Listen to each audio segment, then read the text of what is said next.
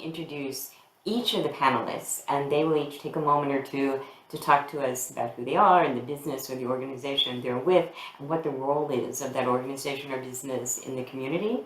And then we'll go around the virtual table and we'll do a deeper dive into their stories, past, present, and future. So let's begin this sea story with Betsy Davis. Welcome, Betsy. Thank you. Betsy Davis, and I'm the Executive Director at the Northwest School of Wood and Boat Building, which is located on the south end of Port Townsend Bay. And our mission is essentially to teach craftsmanship through boat building and marine systems. Perfect. And Esther. Hi, my name's Esther Whitmore. I work at Haven Boatworks, which is one of the larger shops in Port Townsend that does repairs on boats, all types of repairs up here in Port Townsend. I'm a shipwright, which basically means I do marine carpentry repairs on boats. Thank you, Esther. Sarah. Hi, my name's Sarah Kolbeck, and I'm the owner and operator of Port Townsend Rigging and Spars here in Port Townsend. My main role is to oversee running the business and managing our employees and helping our clients. Thank you. And unfortunately, Robin Mills from Northwest Maritime wasn't able to join us today, but standing in for her, and we are thrilled to have her, is Ashlyn Brown. Ashlyn. Hello, Ashlyn Brown, and I co-own Port Townsend Watercraft, which is a kid boat company. And I am on the board of the Port Townsend Marine Trades Association with Sarah.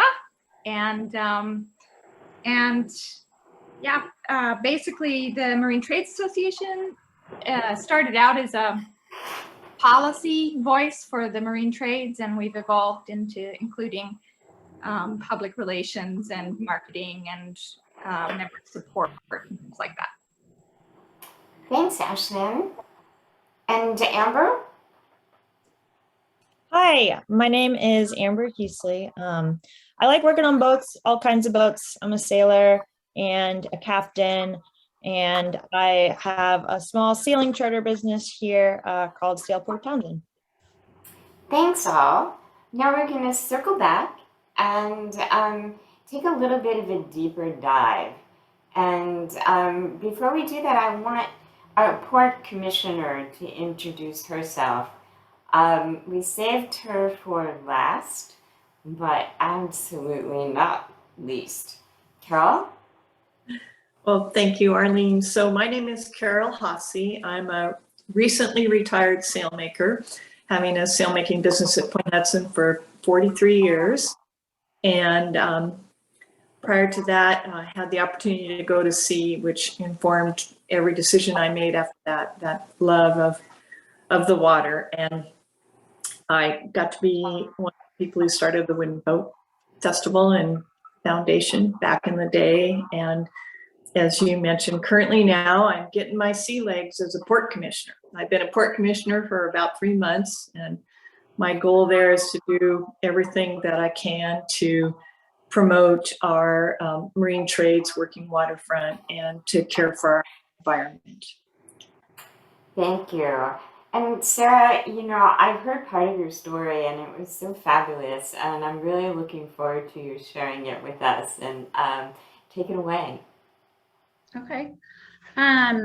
So to dive a little deeper into my experience with the sea, as a child, I grew up in Southeast Alaska. My father was the shipwright up just outside of Wrangell, and we lived in a home that was out in the bush on the water, and he had a boat shop there. So as a child, I grew up riding in skiffs and around a boat shop. And we gradually moved to Port Townsend, where he started working here in the boatyard. So I grew up playing and running around the boatyard that I'm working in currently. So it really feels at home to me to be full circle back here in PT. Like many of the women here on this panel, I enjoy the sea, but I also really enjoy boats. And I enjoy every aspect that involves with sailing. So whether that's, rigging or sails or varnishing or fiberglass work, it's all about design and structure and technical aspects. So I really have, as an adult, grown to enjoy that aspect of the water and being out on boats.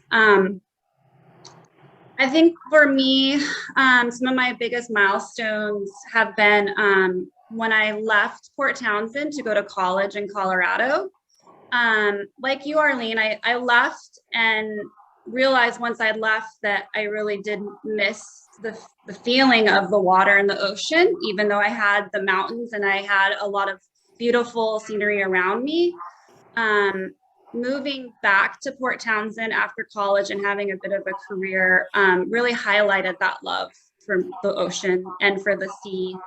But moving back a little bit, after I graduated college, I think the main thing for me were mentors, and professional mentors, I think, is a lot of what has made leadership important to me and the confidence that I have today. I've had the pleasure of having an exceptional mentor when I was living in Denver, Colorado. And Christy Judge, she was an exceptional example of leading by example, being direct as a female, standing with confidence, but also having kindness and understanding through management skills with your employees and with the work that you want to accomplish. And she was really a guiding light for me for many years in my career as a female. And as a young woman, just kind of those formative years of stepping into business and also stepping into if I wanted to be a leader or not and what that looked like for me. And if I had those qualities and confidence. So she was a great mentor. A recent mentor that I have here is my brother Anders, who is an owner at the Shipwrights Co-op. And he's a shipwright there. And he's been an exceptional influence to me in the aspect of networking, client relationships, so who I work with, and how those relationships through the work of PTR can be sustained over the years for returning business, but also just for exceptional work and making sure the clients have exactly what they need to sail where they need to go safely. The networking part that my brothers really taught me was just the wonderful people that we have here in Port Townsend. Right here in the boatyard, the people who are here to help, the people who are here for referrals. A lot of times I have clients who need other work done. So it's always really nice to collaborate with other businesses. For instance, right now we're collaborating with Haven, with Esther. She brought over some wires from one of her clients. So it's always nice to see familiar faces. And, as Ashlyn mentioned, I am sitting on the board of the Marine Trades Association right now. So that's my biggest step of really stepping into a leadership role with networking and influencing a lot of the policies and interests of the marine trades here in Port Townsend and trying to make a difference for all of us for the good and sustaining our future here. So I feel like I've had the blessing of many mentors, but those are two that have really stood out to me and been informative. I think as a female speaking, also as a mother, I have a 6-year-old daughter here in Port Townsend. Being a leader and a business owner, you have many responsibilities. And my greatest challenge right now would be not necessarily running a business, but holding that balance as a female, as a mother figure for myself and then for our employees here at PTR. Like, I feel like there's a lot going on. So it's how do you balance all that and maintain your focus and maintain the delivery of a product that's exceptional and consistent and delivering good service. So I think my takeaway from that balance is the visualization of all the different buckets. I guess that's, if I can give advice to another female, would be if you're a mother, or if you're not a mother, but you just have a lot of other balls in the air you're managing, is the visualization of how do we keep all the balls in the air and maintain our composure. And I think for me, it's just the visualization. Really, it is. It's like, can I have all of the things I want to accomplish at once? Probably not, but you can pick and choose and kind of work at everything on its own pace, and that balances it out. But like I said, my main focus is really motherhood, the business, myself, which would be family and mental health, basically just what makes Sarah happy. I think for me, the future of myself and what's happening is I'm a recent new boat owner. So about 2 years ago, like Amber, I have a T-Bird here in town, and I sail with the fleet on the Wednesday night races and some of the long distance races. And then I also sail on the weekends with my daughter and family members. So my future is really being at PTR and running a great business, but also being out on the water as much as possible and influencing my daughter's relationship with the sea, and then also having a place for my family to get together and friends where we could just go boating and have fun and be relaxed and, just be with each other. I think that's a main focus for me too. Yeah, that's about it, really. That's a great story, and it's lovely to see how that work-life integration for you is just like in perfect harmony. You get to do what you love in your personal life and business at the same time, and you're developing the next generation. So that's exciting. That is so cool.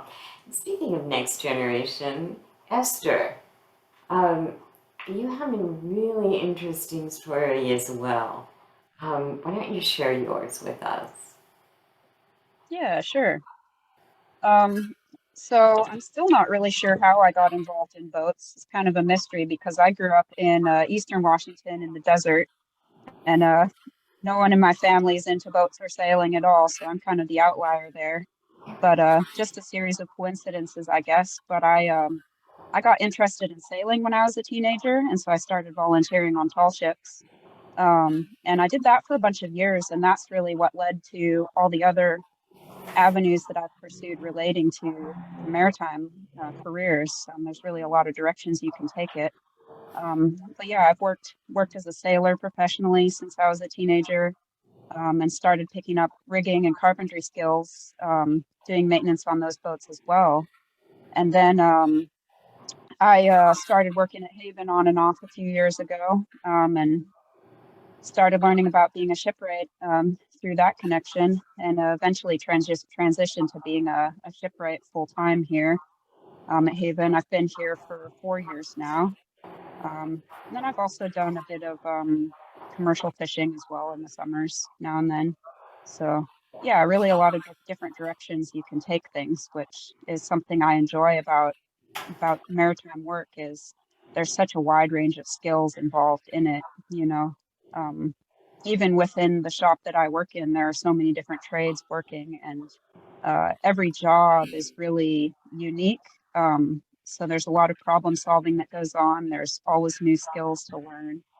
So it's definitely a very dynamic place to work. It's never boring. It's always very interesting. Um, yeah. As far as what led me to where I am now and what I enjoy about it, um, I guess I've always enjoyed kind of things that involve problem solving. Even as a kid, I always enjoyed fixing things, building things, taking things apart, putting them back together.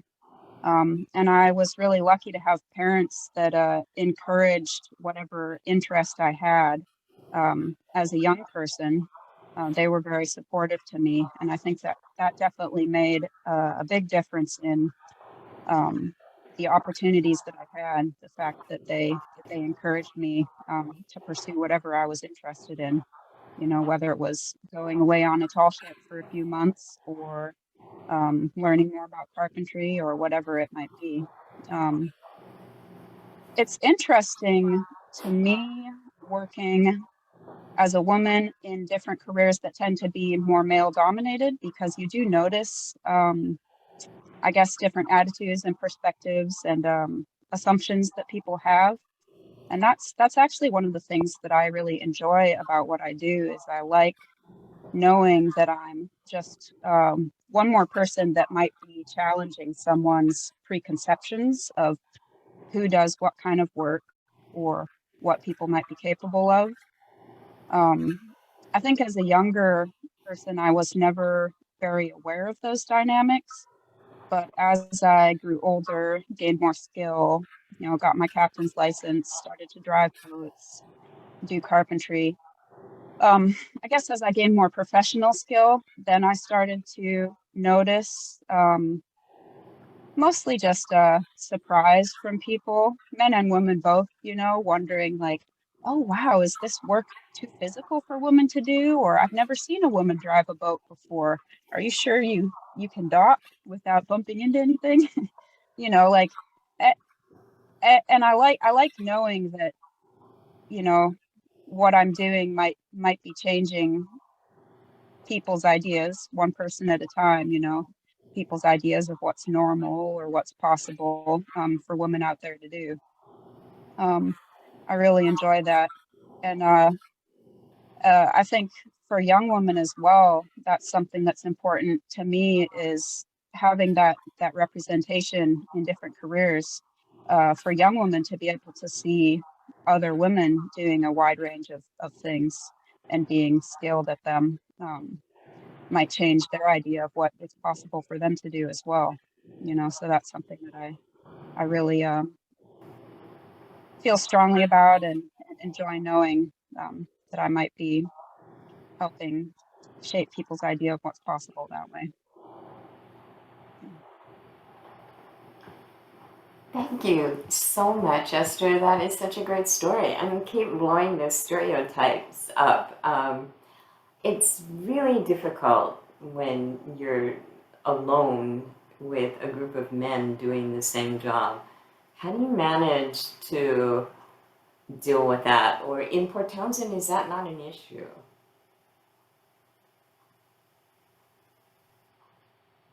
Hmm. Yeah, you know, I think that Port Townsend and the places that I've worked here are definitely one of the more accepting environments that I've worked in. So it really can vary a lot, you know. I think that double standards and also people's stereotypes can definitely get under your skin. But for me, the important thing has just been to remember that, you know, I can't ultimately control what preconceptions other people come with, but what I can do is just do my best to have a good attitude, be a good worker, and gain skill. And also, you know, when you do encounter those stereotypes, it can be a bit intimidating. So acknowledging that and just not letting that feeling hold you back, but just saying, I'm gonna, you know, pursue what I'm interested in anyways. And hopefully maybe people's preconceptions change over time, but either way, you know, not letting that stuff get under your skin and hold you back, but just pursuing what you want to do in spite of it. I think that's really difficult to do, and I'm delighted that you can do that. And also for all those younger women who are looking at maritime careers, I think that's great advice. That they're going to listen to this video and listen to what you're saying and go, "That's how you do it." So thank you for sharing that and for telling your story. We're going to move on to another amazing young woman who started a business in Port Townsend, and it's really taken off, and we are so proud that the Chamber could be part of her growth in this community. And that's Amber. And Amber is going to say hi, and then she's going to share her screen. She's got some fabulous photos that she's going to share with us. Yeah, so I'm very much like a visual person learner, so I made a little PowerPoint that took that option. And I feel like my story is a little bit different than a lot of these kind of stories that I hear, because I'm from the first kind of, I feel like, group that got to grow into becoming a mariner with lots of female mentors around. So I just kind of want to share a few of those stories. Here, I'll pull up my screen.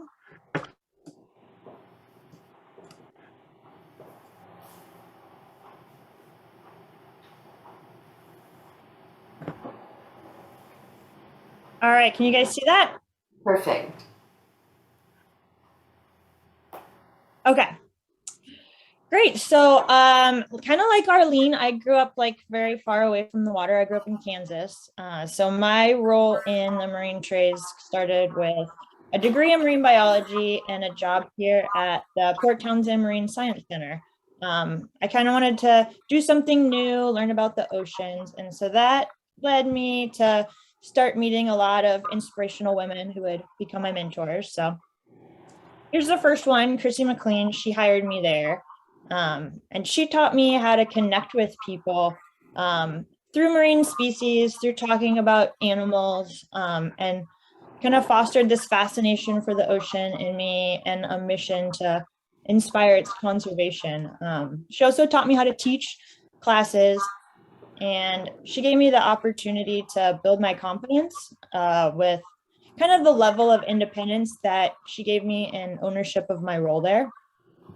So this was my first kind of job out of college, and the organization I had landed in was pretty much entirely run by women.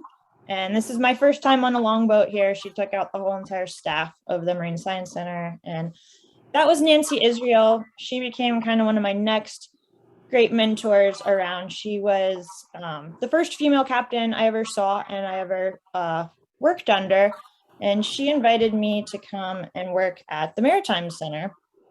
So me and Nancy started working together. And that time at Point Hudson, there were loads of other female captains, women working on the water, not just at the Maritime Center, but at Point Hudson, driving the whale watching boat. So there's me with a ton of life jackets, and you know, I guess it just kind of became like something that I could see and vision for myself doing as well. And I was encouraged by everyone there, so it seemed obtainable for me, not like this big rare thing I was working towards. And eventually I did get my license there. I'm working with the Girls Boat Project, and this was the first kind of longboat voyaging trip I got to lead as a captain, and I got to do it with Chrissy McLean, who was my mentor again at the Marine Science Center, so that was pretty cool. And then kind of during that time, I was spending my summers working at the Maritime Center, going through all their different programs. In my winters, I would go either cruising with friends in the Caribbean, because I wanted to kind of voyage and adventure on boats, or working jobs in the Caribbean. So did the Learn to Sail program a bit, and of course there's some marine science involved in that too. And I taught adult sailing classes there at the Maritime Center. And then this was the boat that I ended up kind of finding, and my friend Margaret was running it. We had a crew of all women, and we just spent a couple winters kind of sailing and cruising around the Caribbean. We went all over, big long voyages, different countries, and most of the time it was just like diving into the water, seeing how many fish species we could identify, or like catching a fish for dinner, and got to see some kind of awesome cultures, meet a lot of amazing people, just have that experience of kind of cruising and exploration and navigation and exploring on boats. And then that led me to St. Thomas. So this is actually what St. Thomas looked like when I got there. It had just been hit by some major hurricanes and everyone was rebuilding. But I looked around and I saw like, oh wow, this is the land of a million boat jobs. And so that's what St. Thomas became to me, was the land of a million boat jobs. Up until then, kind of a lot of the opportunities on boats for me were teaching on boats, and I wanted to get more into the doing side of doing cool things on boats. And I had worked in the fisheries before, but St. Thomas just had a lot of opportunities there. Kind of the one I want to focus on was this lady. So when I went to get my first job in St. Thomas, I kind of knew from working and fishing that you didn't want the first job that was offered ever, because the first job is usually with like the captain that's the biggest asshole and they can't keep any crew. So they're always looking for somebody. So I found Max, and she's 73 years old. She had been running this boat for the past 20 years, doing day sail charters in St. Thomas. She weighed about 90 pounds, and she was the one that kind of introduced me to the day sail industry and the charter industry. So this was our boat. And after the first season working with Max, I kind of like, it clicked. And I was like, oh, I can see myself doing this. I need to get my license. I saw any opportunities I was missing by not having my license. And I kind of wanted to bring this to Port Townsend as well. I saw that it would work here. I typed sailporttownsend.com into GoDaddy and it was available. So I took it. And then I got my license, and I continued to work with Max for a few more years amongst other boat jobs. And that was our trip. We would sail people to places you could swim with sea turtles and sail over to a little coral reef, and I would jump in the water and take them swimming and diving and take their photos. And it was just like I was working in the aquarium again, but it was like biggest aquarium in the world, talking about fish. So that was like a perfect match for me. And there's me and Max again. And then, so next up comes Jaylene. So I met Jaylene. Me and Max picked Jaylene up at the dock. She had booked a trip from us with her husband, and we took her out sailing. And I took Jaylene snorkeling, showed her the sea turtles. And by the end of the day, Jaylene gave me a job offer to come work for her in Alaska. So she was younger than me. She was 26 years old, and she had been running her own charter business. She started at 22. Just her and one small boat, and she had expanded and she got a second boat, and she wanted me to come along and be the captain of it. So of course I wanted to go work for Jaylene because I wanted to start my own charter business, and Jaylene was going to show me how. So she kind of showed me how to start business that I'm running today. So Jaylene was pretty cool. She grew up on an island off the grid. She commuted to her boat job by skiff every morning. And she was also a published wildlife photographer. So that's her book that she's in that you can buy everywhere. And I kind of had stopped working for the Maritime Center now, and I was going back and forth kind of between the sea turtles in the winter and the whales in the summer, and kind of just a very dreamy existence, marrying all of the things that I like to do in sailboats and power boats and marine science. But then the pandemic hit, and there's my small boat. So the other thing I learned from Jaylene was you don't need to have a big boat. Actually, small boats are better. They're more fun. The trips are more personal, just a better experience all around. So then pandemic hit, and kind of that tourism markets that I had been working with were completely over. And all of the Maritime Center programs had stopped as well. And so I still had this idea and this desire kicking around to start this business and this vision, and I knew that it would work here. So I started in June of 2020, kind of very first wave. Maybe not the best time to start a business, but it worked for me. I kind of saw the tourism market shift, and now things were going towards more local tourism, places that weren't too far of a drive that you could get to. And I had this activity that was socially distanced and outside and very well ventilated in small groups of 5 people. So it kind of fit, it worked for that market. And so first season, it was just me and one boat kind of kicking around the concept to see if it would work. Got a lot of feedback. So second year, I kind of went in a little deeper. I got a second boat. And so then I started being able to hire other captains as well to run these trips with me. And so this is my business. We do day sail charters. Just go out on Port Townsend Bay for 2 hours, have fun, enjoy sailing, of course, look for wildlife, just kind of like see what sailing is all about. I feel like this town is very much a waterfront town and very much a sailing town. And like the best perspective to see Port Townsend is out there on the water and just learn about what that culture and that history is all about. So I like to be able to share that with people. And as for the future, I'm excited to grow the business, try to keep it alive, and to be able to inspire other young mariners. And one thing that I'm really looking forward to is being able to give another woman her first captain's job. So that's what I hope to kind of one day do. All right. So, That is such a fabulous story. I love that biggest aquarium thing. That is such a great quote. I love it. I want to go out with you. That is an inspirational story. And what was fabulous to me as I previewed this yesterday was to look at all those pictures of women in those boats. That was just so different than what I grew up seeing and so encouraging. So thank you for sharing all of that.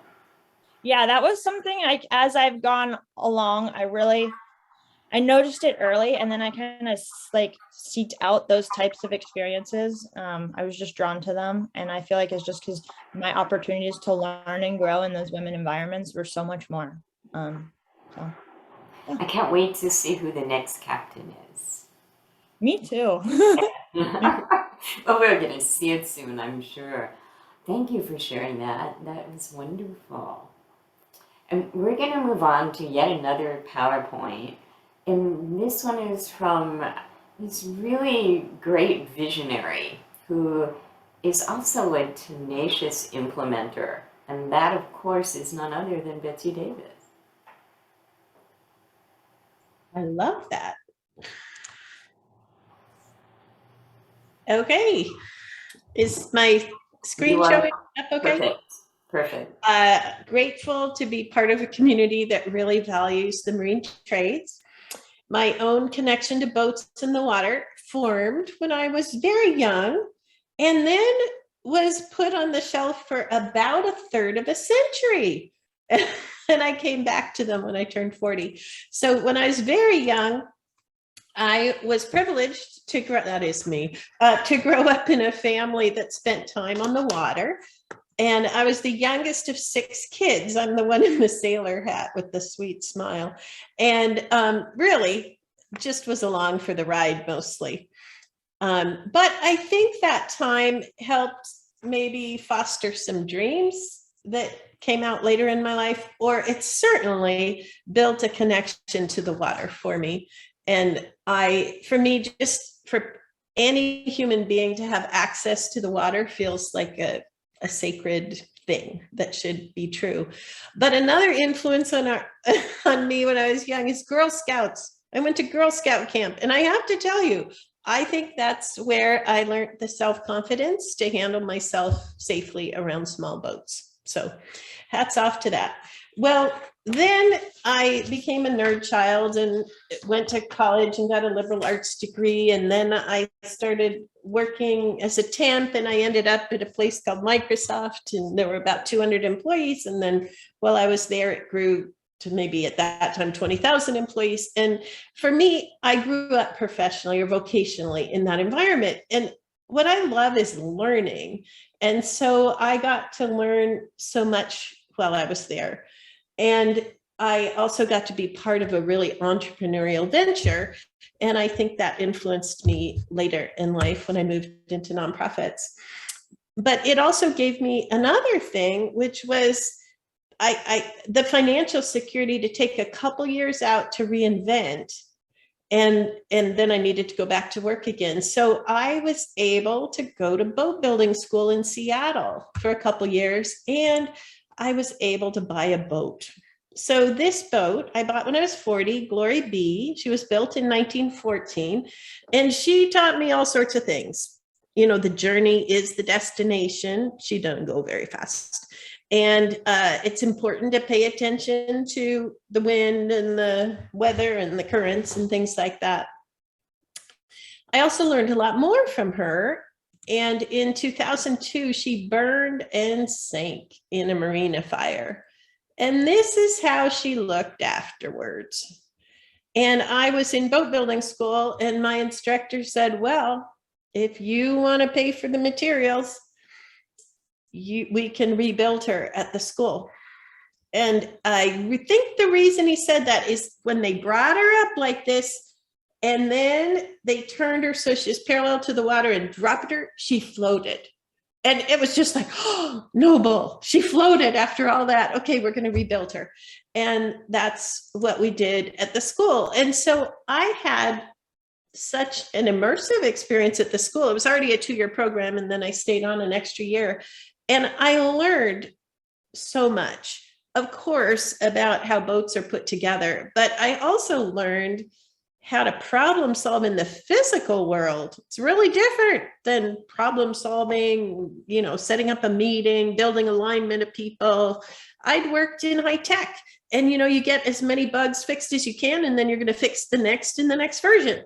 And in this world, prepare a piece of wood and then I cut it too short, I have to start all over again. I mean, just craftsmanship, all of that. And I have to say, I became so respectful of the different kinds of intelligence that people have. And for my colleagues who were students who were really good at 3 dimensions and at problem solving and using their hands, I became a real evangelist for trade school and for people who work in the trades. And I got to, next screen. I also learned, this is Glory B launching in 2005, how much a wooden boat can help catalyze community. I swear, at the launching, there were over 300 people. There were a ton of boats. 12 of the previous owners came. A bunch of them were on walkers. Over 150 students who'd worked on the boat came.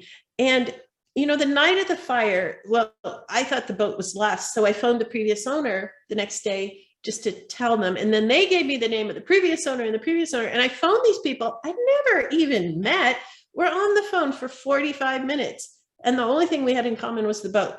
So it was time for me after boat building school to get a job. And I realized I wouldn't be my first pick in a boatyard, unlike Esther, who I would hire in a heartbeat to work on a boat, because she did work on Glory B later on in life, and she's brilliant.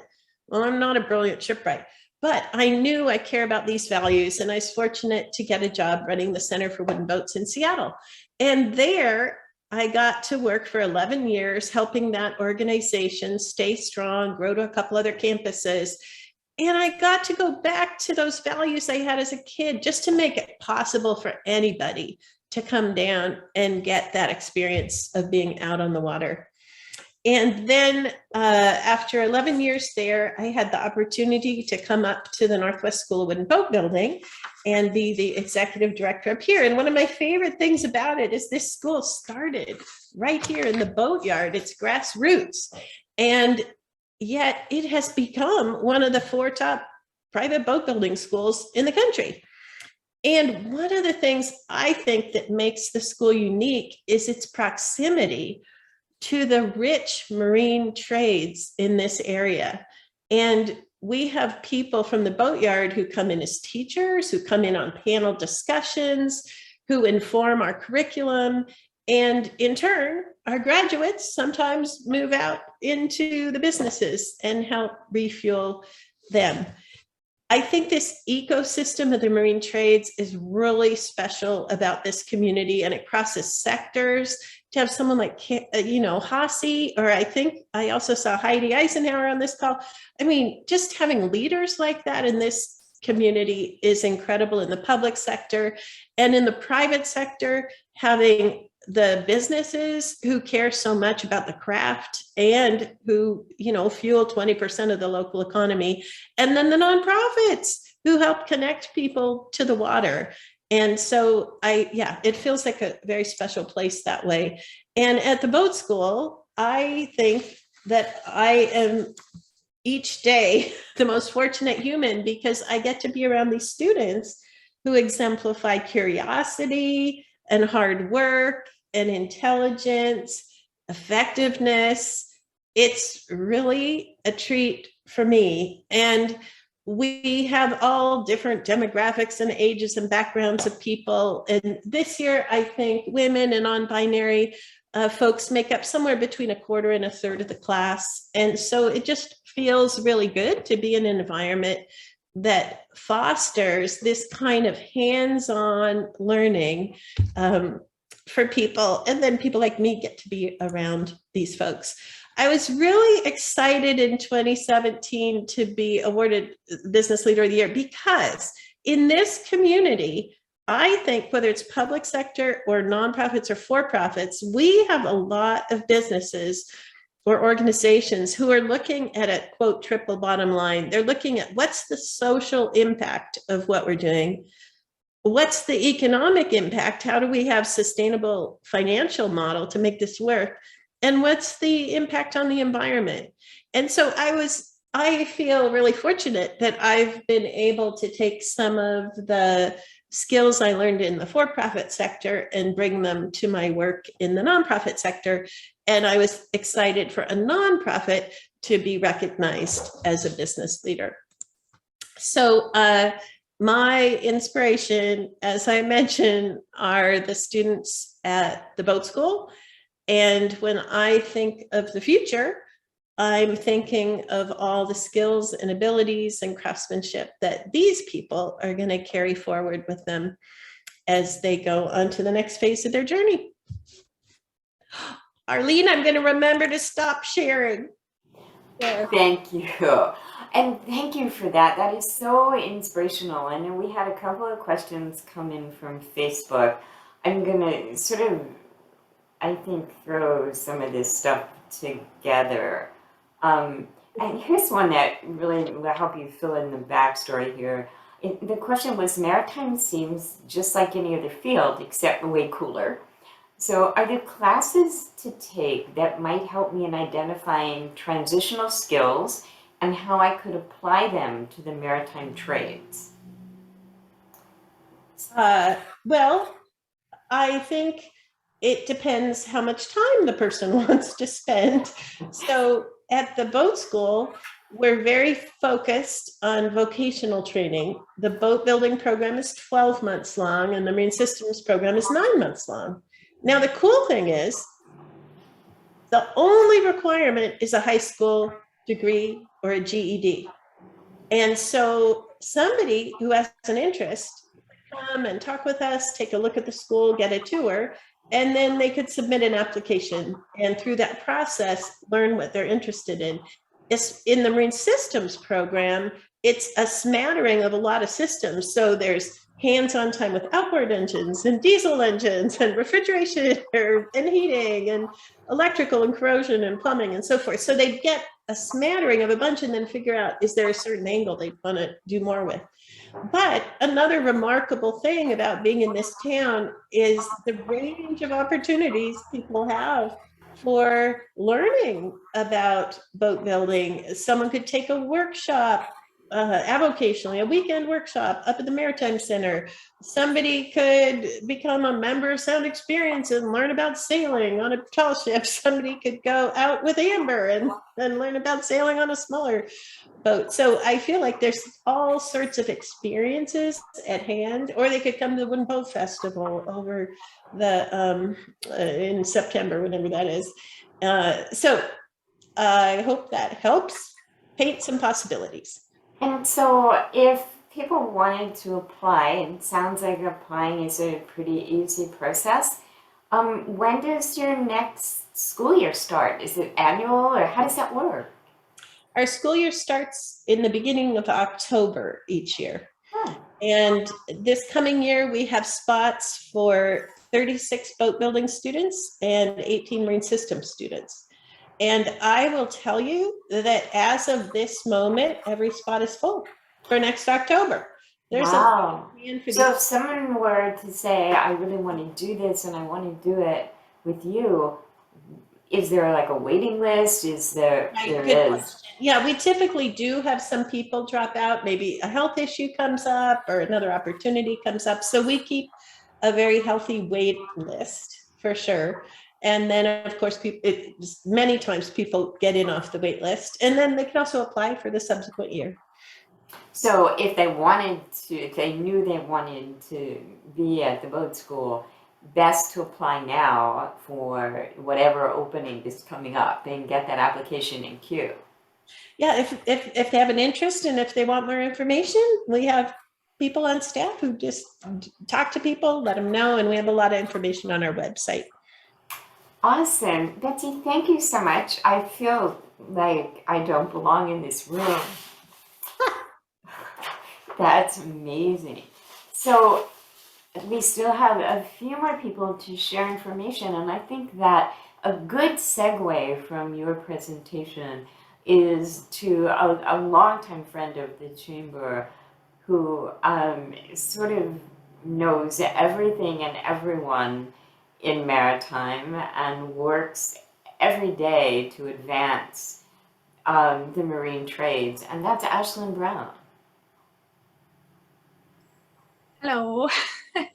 I get so nervous talking about things that I do, but anyway, how did I get involved in boats in the water? I think it started after a very cold winter in Virginia. My mom drove us to Florida, and we got on a plane and went to St. Croix in the Virgin Islands. And I was in junior high school at the time. So one, the tropics the water's beautiful, and two, I could go down to the docks on Sundays and see if any of the day charter boats had less than 6 people, because expat rule, which if they had less than 6 people, I could jump on and volunteer to serve lunches and go to Buck Island and teach people to snorkel, and the captain could just lay back and relax. So I love that. That was my fun, was to do that every weekend that I could. And then after high school, there was about 10 years where I wasn't around the sea at all. I was in Southeast Asia and Japan trying to have a career, and I don't do well in cities, it turns out. So another big life change, and I ended up in St. Croix again and got on a big charter boat, sailing charter boat. And so I was 24, and that was my first of 10 transatlantics. We were going back and forth a lot between the Caribbean and the Mediterranean, and ended up in the Pacific and South America, maintaining this boat and charters. And I helped manage a small brokerage and spent a lot of time in boat yards. So come 2008, another big life change, and I came to Port Townsend to be with the real love of my life. And after having been in all of those boat yards all over the world, it was really clear to me how special Port Townsend is.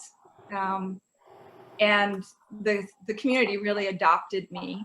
And so Russell and I started Port Townsend Watercraft so that he had a venue for his nesting dinghy design.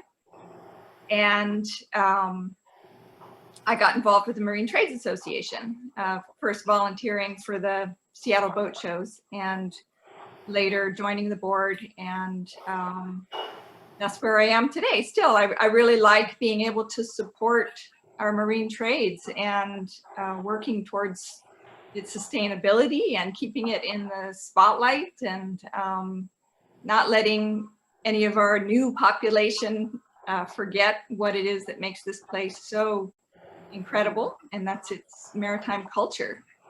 And so getting the word out, public education, and now the Marine Trades Association. Thank you, Betsy. We have our first office ever. It's an all volunteer organization. So we're going to set up our office in the Nomura building.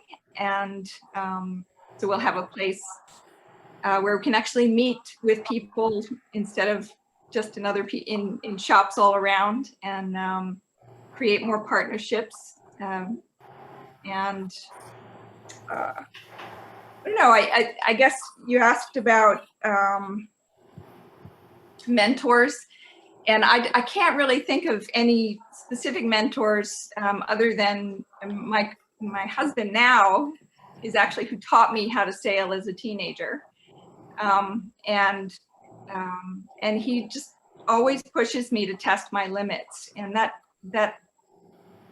for me is really important, because I always thought I was a follower, not a leader. And in Port Townsend, I've been given the opportunity to be a little bit more of a leader and feel confident in my own shoes. But I do think that everybody I meet is a kind of mentor. Everybody has a story, and all those stories really provide an opportunity for me to reflect on my own story and my own values. And so really everybody is a mentor. And in this community, there's so much trading of, hey, they come to Russell's shop, I need some epoxy, or I don't know how to do this. And he'll give them advice. And then we need some help with our sales or something. And, a sailmaker friend will give us advice on sales. And there's all this sharing.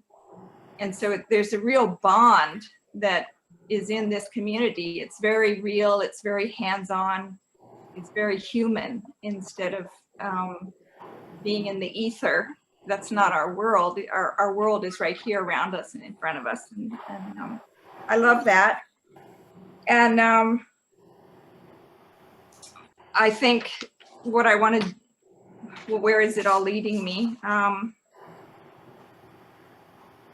I just want to keep being involved. I don't have big goals for me personally. I want to just keep being involved and keep being supportive of this community that I love and appreciate and admire. All of you, I admire. And I guess I just wanted kind of a status quo. I don't want it to change. I think I worry sometimes about gentrification and so many new people, but people come here because this is a peninsula. We're surrounded by water practically and boats. And I hope that everyone can appreciate that as much as I do in the community here. So anyway. Ashlyn, thank you so much for that. Marlene's Your story is truly amazing, and you're a little bit frozen on the screen, but frozen is certainly not what you are, and so you have you're living the good life. So thank you for sharing it. And now, the person who really does embody the heart and soul of the sea, and has spent a lifetime championing women in the maritime trades, and who's known for that, and who has been the mentor to half the people that I've met in Port Townsend, Commissioner Hasse.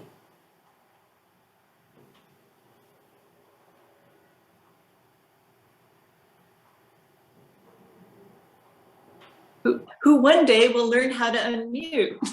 You did it. That's never been my problem. I just love everyone's stories here. It's been really inspiring, and I'm so grateful to be a part of this community and to have discovered the community of sailors and marine tradespeople that I didn't know that I was looking for. So my Camas High School guidance counselor never talked about sailmaking. for example. And in fact, that stinky little mill town that I grew up in Camas, on the Columbia River, beautifully located, but was a place that I didn't really have access to boats. And I would look out the window at the water and want to be in it or on it. And as close as I ever got was when we go to the Long Beach Peninsula for vacations, and I'd get in the surf or learned how to water ski from my Uncle Arnie up on the Hood Canal. And that was it until I had the opportunity when I was 21 to set sail from Camas with our family doctor and his wife and 5 of their 8 kids. And that family doctor had done a passage between college and medical school, a transpac, and was something he wanted to share with his family. So fiberglass was pretty new then. And it was a Cascade 42 bare hull that some friends fitted out so that we could cruise together. And on that trip, I set sail. I was gone for more than a year. And that was probably my 3rd time sailing.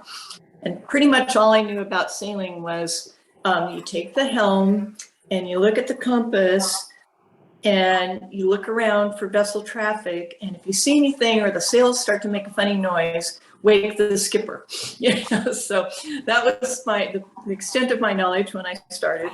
I learned celestial navigation, which was necessary then because sat-nav hadn't been invented, let alone GPS or any of the conveniences that we have now. So I loved celestial navigation, and I learned it well enough to start hitchhiking around on boats because this family had 8 kids and they were cycling in and out. And as anybody who cruises knows, there's only certain places that you can anchor. And then that's your new family for a while until the weather window opens up and you move on together or you get your stuff fixed. And so anyway, I had the chance to do all kinds of things like meet Russell Brown when he was 10 because he was cruising with his family then. And meet Dale Nordland and Jim Frank, who are pivotal people here in our boat community. And I got to sail on honest to God Chinese junk. Amber, it was a real one with junk, like 4-mast, main mast, and mizzen. And, like just teak. It was from Hong Kong, got to gunk hole the Mexican coast before there was any rebar poking out of anywhere to what became all the restaurants and hotels. And I spent 5 weeks in the Galapagos, had a 43-day ocean passage because of crossing the doldrums a couple times to get back from the South Pacific up to Hawaii. And then I realized, oh my goodness, this is the year I was supposed to graduate from college, which I had dropped out of. And I needed to figure out what I was going to be when I grew up. And I realized that the only thing that had ever spoken to me was we're boats, this cruising life, this community of people that is truly egalitarian. I mean, when you're at sea, it's so humbling and empowering all at the same time. And you have to have your act together.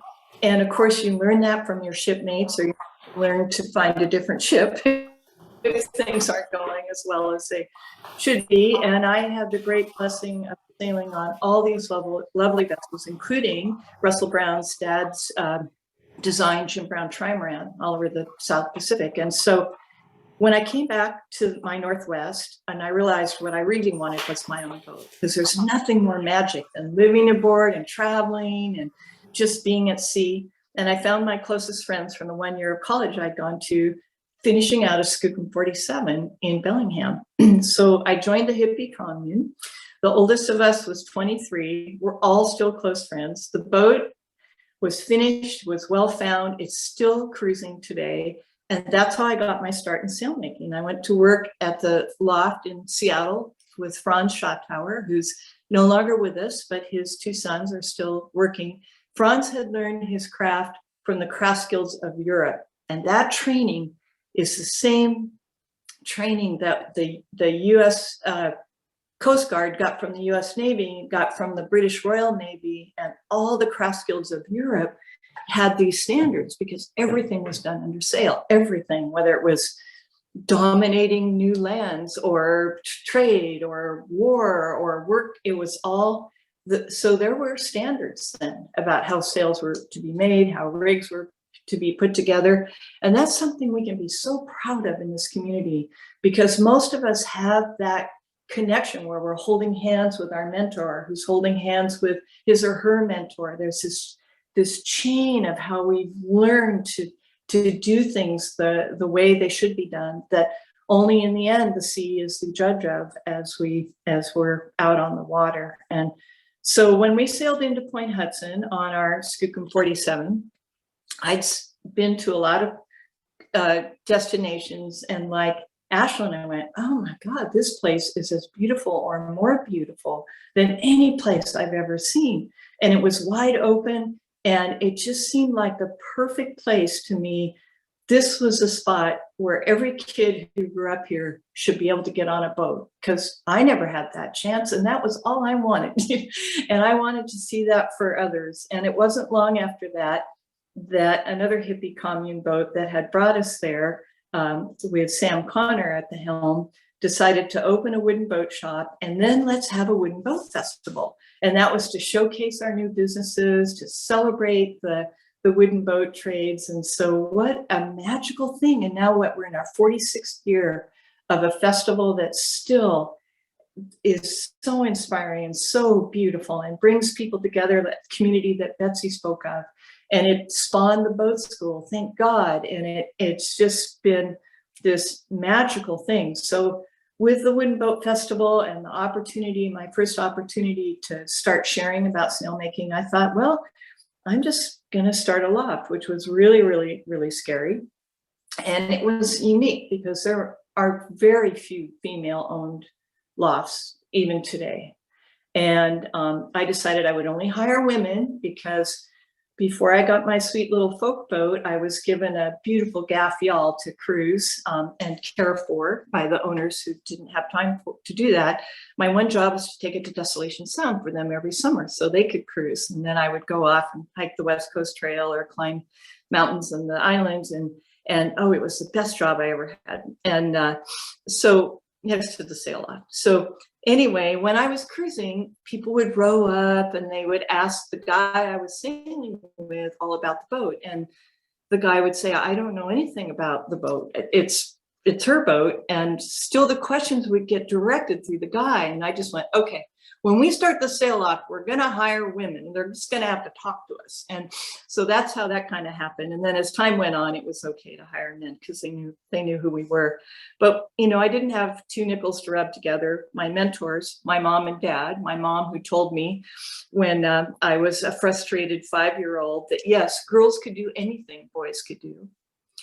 And my dad who told me, if you're going to do something, do it right. I took their support and their belief in me to just go for it. And this was when the loft at Point Hudson did not belong to the port. And all I had was a month-to-month with someone we know was essentially a slum landlord. But thank God the port got Point Hudson back eventually. And I lived in the loft for the first 2.5 years because I just really didn't know how else to make it work. But 6 months later, in sailed the boat that I still have today, this stunningly beautiful little folk boat who didn't look anything like she looks now. She was school bus yellow, painted out white, Lexan crazed port lights, on and on. I could tell you the hands of Port Townsend have gone into this boat that I cherish so much.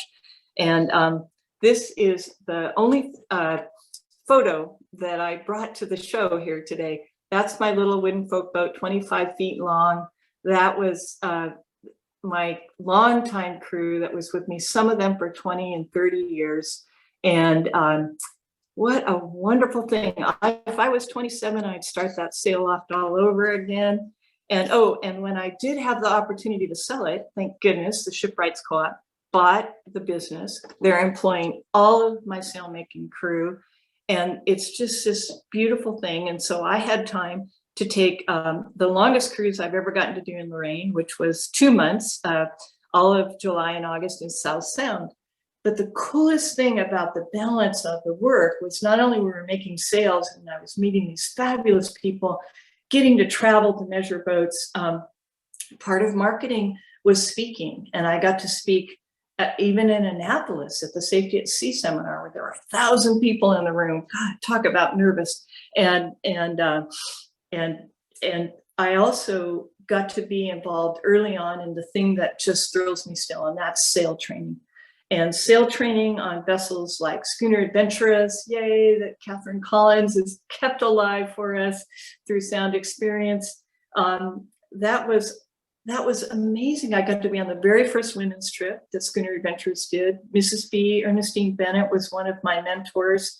Another gal from Kansas who decided that boating was important to all of our well-being, and got her Girl Scouts in her youth group. She had a bunch of girls, and she called Maine and said, hey, I want to get my girls on a sail training schooner. And they said, oh, well, our boats are set up for boys. So Mrs. B ends up buying the Adventurous, which was pretty much a derelict at that time, and refinished her, not to the extent that Catherine has gone on to do, but just to be on a big schooner like that with all women, where everybody's working together and what you hear is laughter and song, and it just blew me away. And I got my captain's license and captained a longboat for some girls from the Annie Casey Foundation that were foster girls, and I got to go on the very first women's trip on the Orange Coast College Alaska Eagle. We took her from Honolulu to Friday Harbor, and so I got to do all this sail training, which kept me at sea in the South Pacific, in the Northwest, so I could stay informed and inspired, and that was just absolutely awesome. And my love for boats just never, I cannot imagine not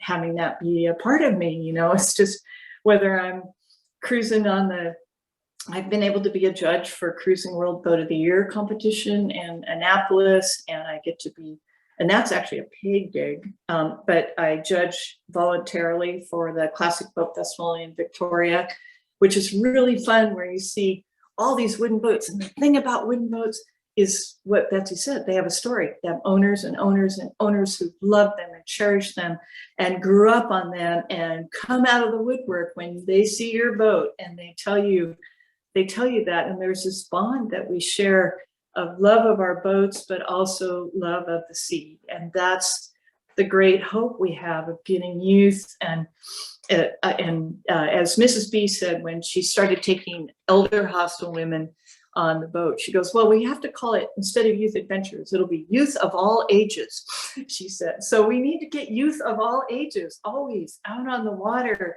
in any way, shape, or form, as long as they're safe and happy being there. There's an inspiration that comes from that helps us to just want to take care of the sea itself and one another.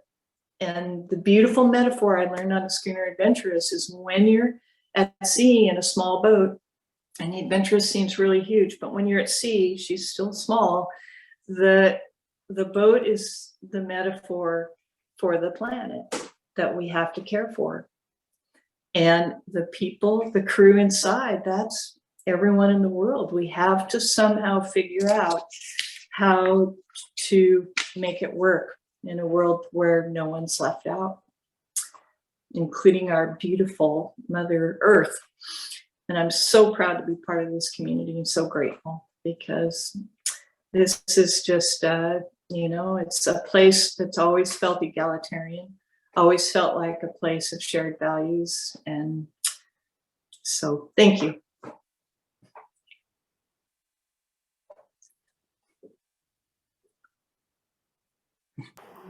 Actually, thank you. What an inspirational story. I know that a lot of the things that came from Facebook aren't really valid questions to ask you, because so much of what people are concerned about is that glass ceiling.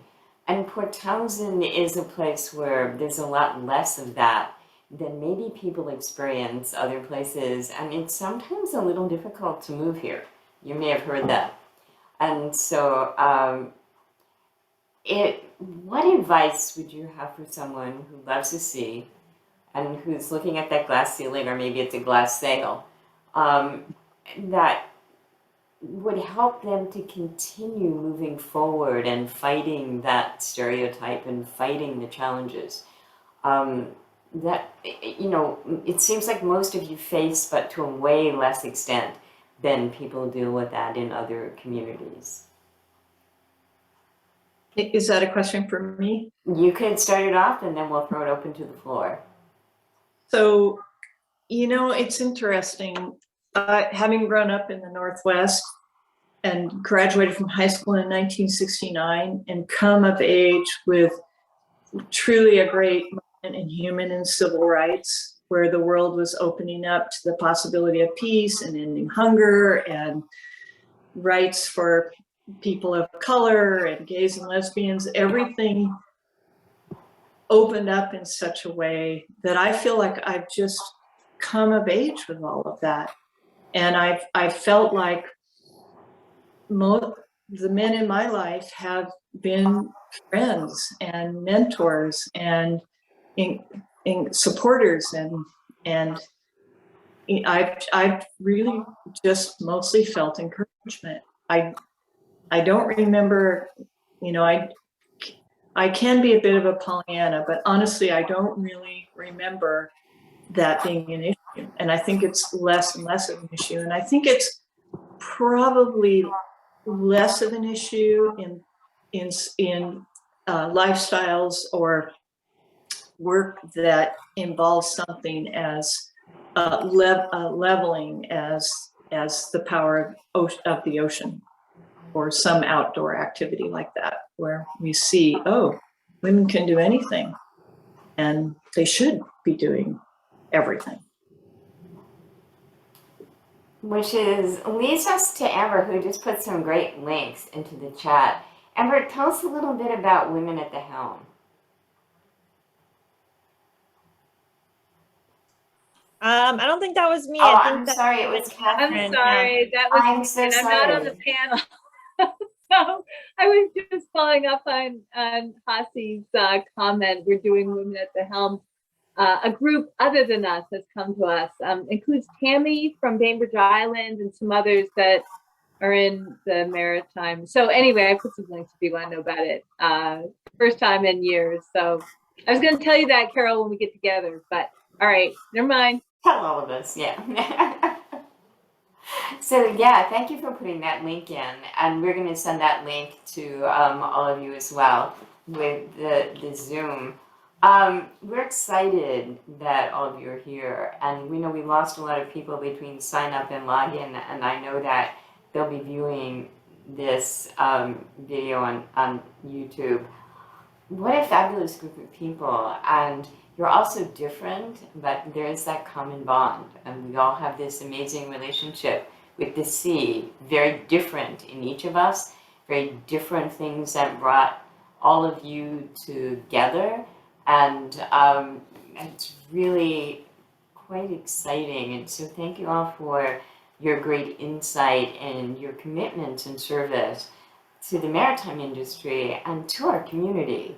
I think it's not 20% anymore. I think it's grown. I think we need to do, you know, a little more homework on that to quantify that number and see where it is at today. But, you know, you all took some great time out from your busy schedules, and we thank you for that, and we thank you for staying through this presentation. So